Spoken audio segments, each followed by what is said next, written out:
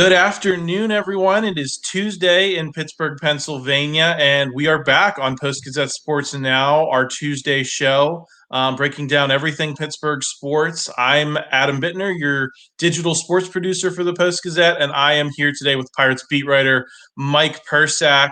Mike, how are you? Doing well, Adam. I'm excited to make my debut on here. This is good.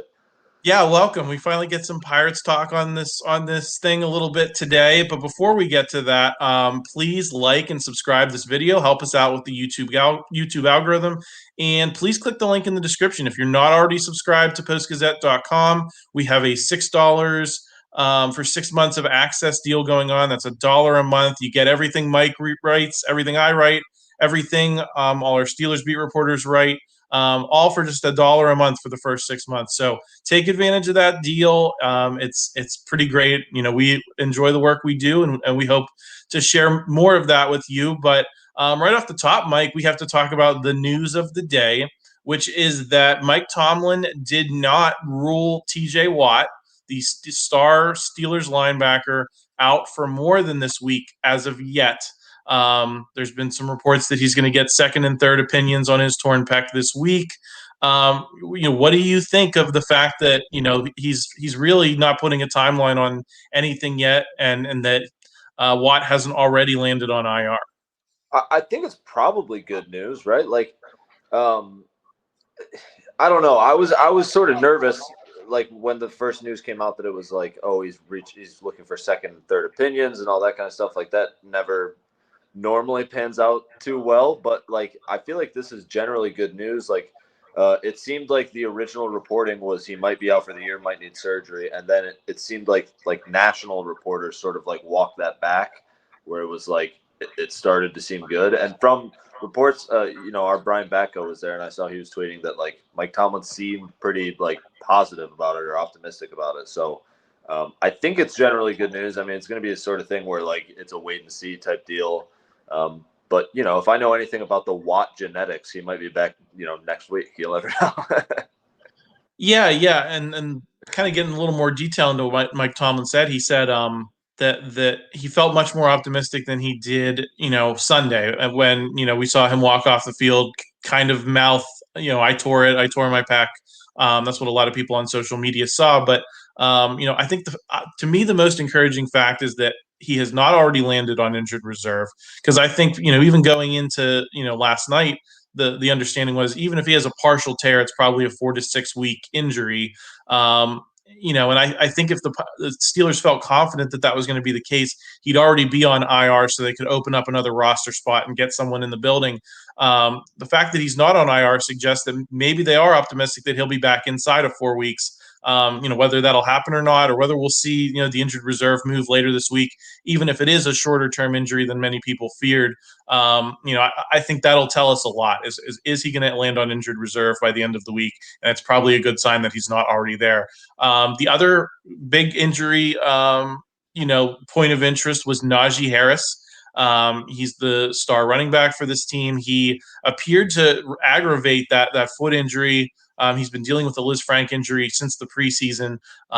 He appeared to aggravate it again. There was fear that this is just going to kind of become a nagging thing, but there's optimism that he will play this week at Acrisure Stadium against New England. What's your read on whether they should sit him, considering this has seemed to be a recurring issue over the last handful of weeks, going back to the preseason, or whether if he feels ready to go, you just roll with him, especially if you're going to be missing T.J. Watt this week. Yeah, it's such a strange like if he feels good enough to go, who am I to say like, oh, he should be sat out or whatever? Obviously Najee knows his body, I would assume, better than anybody, but it's such a like the Liz Frank is just like such a scary like injury, right? Where it's like something that can nag, and maybe it's not like, of course it's painful, but maybe it's not something that like holds it out if it's not too severe. But you just worry about like long term, because he's obviously really important to the franchise, like long term. I don't know. I mean, like maybe it's the sort of thing where they're not super sure about the backup options at the moment. There's just kind of a lot going on. But one thing that I will say is just like looking at their schedule, like these first few weeks are pretty important. Like they like on the one hand you can say like these next three games it's what Patriots, Jets, and Browns, right? I think so. Yeah. Yeah. So like these next 3 weeks, like they could win those games maybe without their most important players, but like can like if they can't like these are just important games against maybe lesser opponents that like if they win they're in a really good spot. So I don't know, like you can go either way on that, I guess is what I'm trying to say, um but yeah, I mean just in general the Liz Frank stuff is like makes me a little nervous, just because it is always so up in the air. It's like turf toe kind of, like where it's just sort of a nagging thing that like maybe guys can play through, maybe they can't make it any worse, like I don't know. I'm curious to hear what you think. Like it's just such a sort of odd like situation.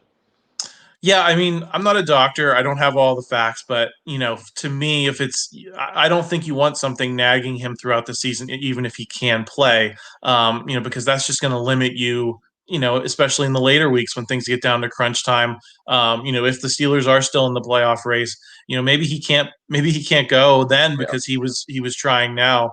But on the flip side, like you said, the schedule kind of lines up in a way that if you can get some wins without TJ Watt early, if he does have to miss at least a couple weeks, then that makes a big difference on how your season plays out. So I think it is kind of a catch-22, damned if you do, damned if you don't situation. I guess you just kind of have to trust the doctors. I just think a lot of people's suspicions have been aroused because there was question, why did he play in that preseason finale against Detroit?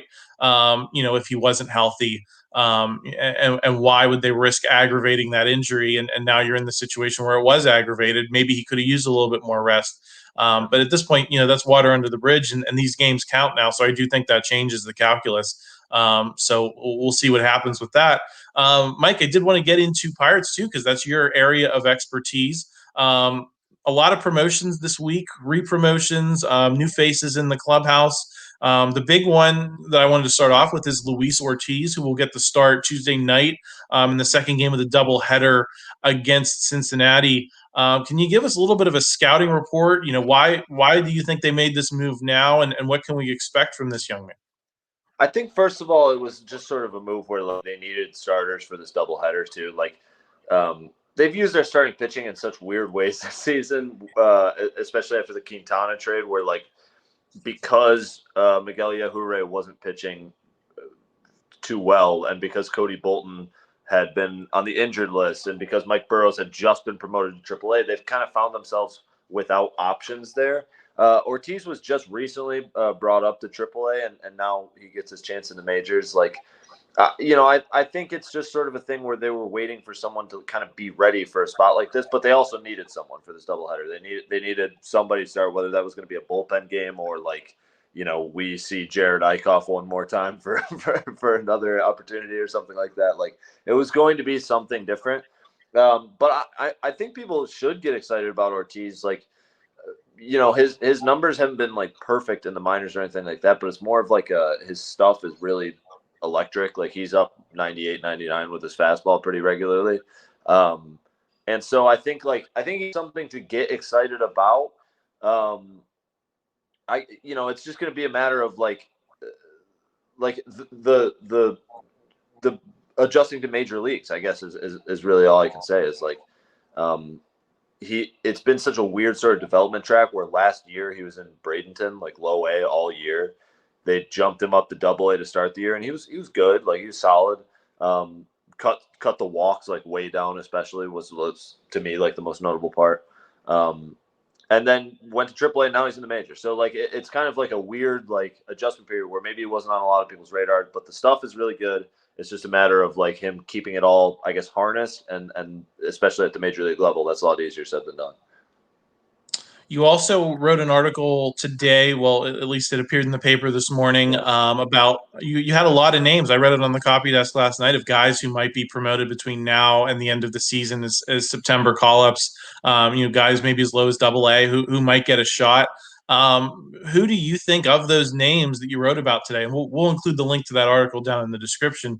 But of those guys that you mentioned, who do you think are the most likely to come to Pittsburgh by the end of the season, even if it's just for a cup of coffee, like Roansy Contreras and O'Neill Cruz got last season? And why are those the guys that you're picking? Yeah, so I'll just start by saying that we talked to Ben Charrington on Sunday, and this was before the Ortiz news even dropped it. But a fair bit of the conversation was about late season call ups. Who might we see? With keeping in mind that the Cruz and Ronzi Contreras stuff happened last year, and a lot of this is going to have to do with um, Rule 5 eligibility and protecting guys by putting them on the 40-man roster.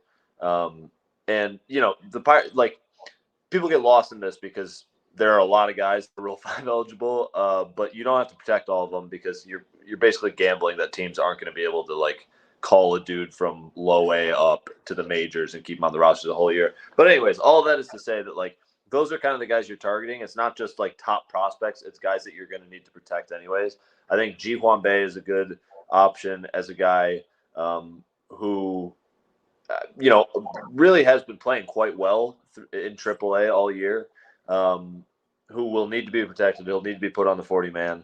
And just as a guy that maybe like burst onto the radar a little bit. But the other one is Endy Rodriguez. I think that would be the most interesting. Like he kind of showed something this year that I don't know if anyone thought he could hit as well as he's currently hitting. Like his bat was always sort of the upside, but he just put it all together, went nuts in Greensboro, and then as soon as he showed up, like as far as I know, he still has like a 1,200 OPS or something in like 20 games in Altoona. He's also Rule 5 eligible, so they're gonna have to protect him anyways.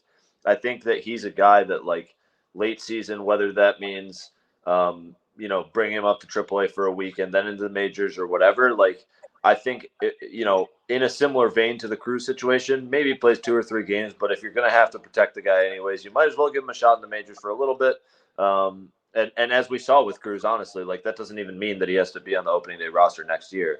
But maybe it's just like used as a reward or something. I will say one key difference though this year as opposed to last year is that Altoona is in like a playoff hunt this year. And whether fans or like anyone outside the organization thinks that matters. Like I personally don't. I don't really think it matters whether Altoona wins championships or not. But the Pirates have talked about like playing late season, like high stakes baseball matters to them. And so if Altoona's in the hunt, like I wouldn't be surprised to see them keep Endy down there and then just protect him in the offseason or whatever. They have a lot of time to make those decisions, but there are several names. Mike Burrows, if he ends up being healthy, he's currently dealing with right shoulder fatigue. He could be another guy that comes up. Like there are a lot of different options there, but I think the main point was just that Ben Charrington was basically saying, yeah, we are going to call more people up.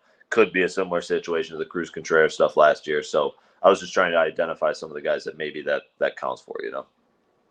I gotcha. And we'll have, like I said, we'll have that link in the description. So, if you're looking to use that $6, 6 months of access subscription deal, it might be a good link to start with. Mike, one more baseball question for you. They announced some rule changes for MLB this week, going into next season, bigger bases, pitch clock, and banning the shift. Briefly, do you have any thoughts on how that's going to change the game, whether it's good or bad? What are your thoughts on that? I think the pitch clock is good.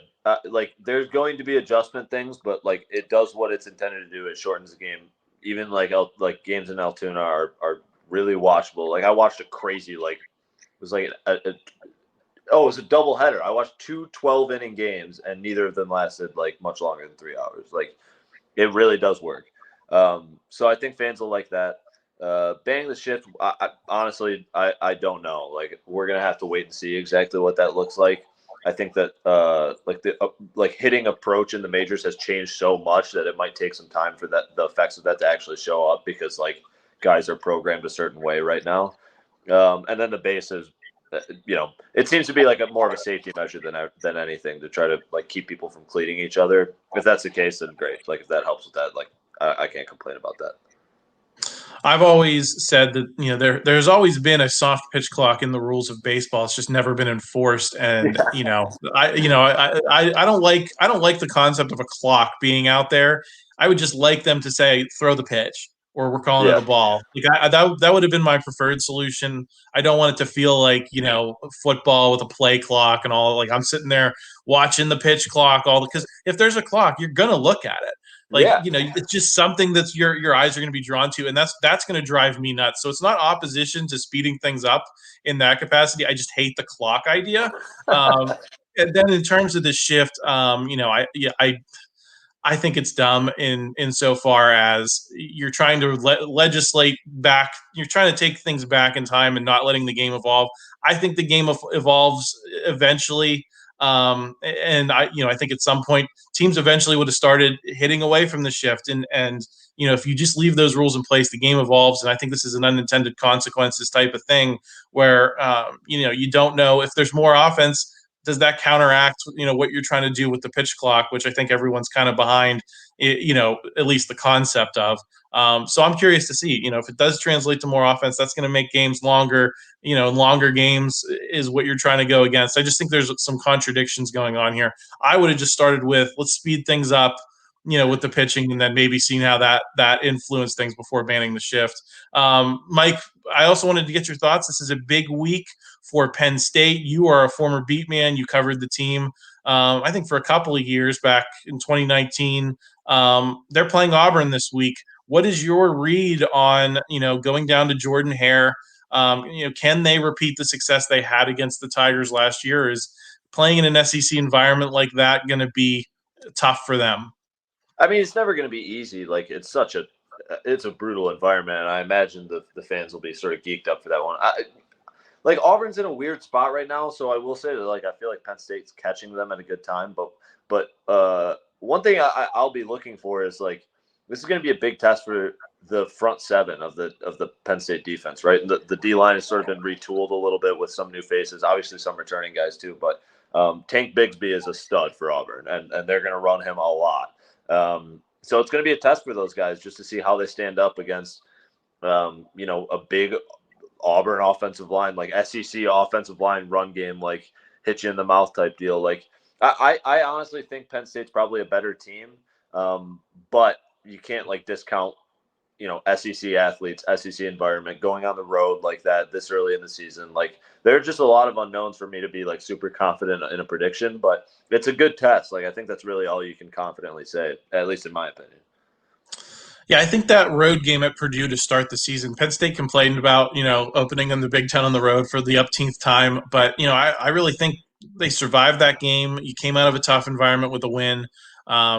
So going into, it's probably going to be a little tougher to go into Auburn than it is to go into Purdue, but you have that, road test under your belt. All those fans, to use your term, were geeked up at Purdue. It wasn't like playing them in mid-November when they're out of any kind of, postseason eligibility race or anything. Right. That fan base was fired up for that game. So I think that's a good test, for Penn State. I also agree with you in terms of the front seven. And, I was up there on Saturday when they played Ohio. And one of the things I said to one of the people I sit with is, it didn't really seem like Penn State was getting a great push against a MAC team that they ended up handling really well. Yeah. So I'm curious to see how going up against SEC athletes, whether they can handle that a tough running game, because I think that'll be important as we look toward Big Ten play. Another big storyline, and I think this is primarily fan driven at this point. I'm not sure it's emanating from the building or certainly from the beat reporters in the same way it is with the fans, but we got to see Drew Aller, the depending on the service you believe, the 4 or 5-star quarterback prospect.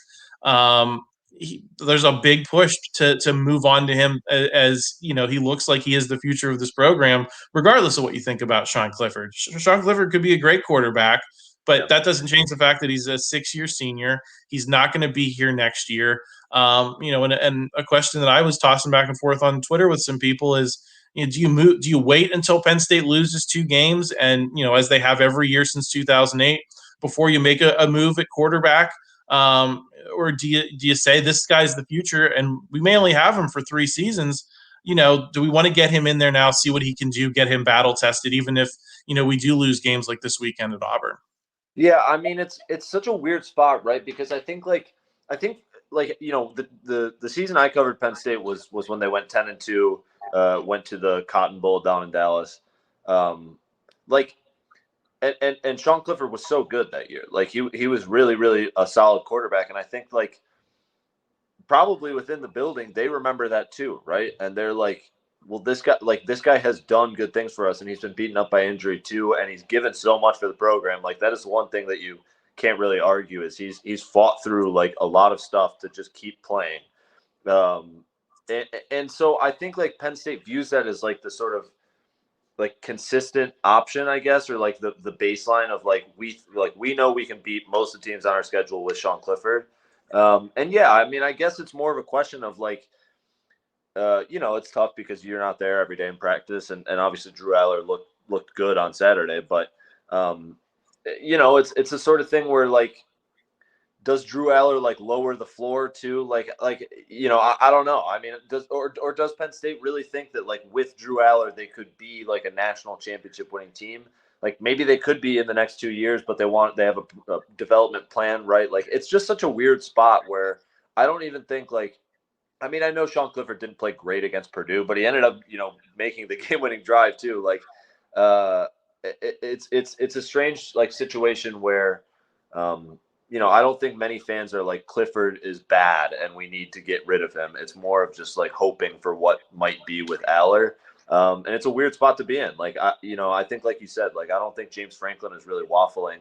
I think they're going to stick with Sean Clifford, but it's just sort of, I guess, believing in like what could be behind door number 3, or however you want to put it. Like it's just a sort of thing where fans aren't going to be happy because they see like, hey, this might be a 2 or 3 loss team, but if Drew Aller is revolutionary and generational, like we think he might be, then maybe it's suddenly like all those expectations change. So yeah, I mean, I don't think there is like really a right answer, but I know what the answer is going to be, if that makes sense. Yeah, absolutely. I guess for me, looking at it from 30,000 feet, I don't see, regardless of how good or bad Sean Clifford is, I don't see this as a team that's ready to make, national championship playoff level noise. Right. It's just such a tough division with Michigan State, Ohio State. I think they're all in the, if they're not all in the top 10, they're close. You're telling me that you think you're going to beat 2 of those 3 teams with Sean Clifford. I wouldn't have predicted that to start the season. I don't think a lot of the most optimistic fans would either. And I think for me, that's kind of the tiebreaker.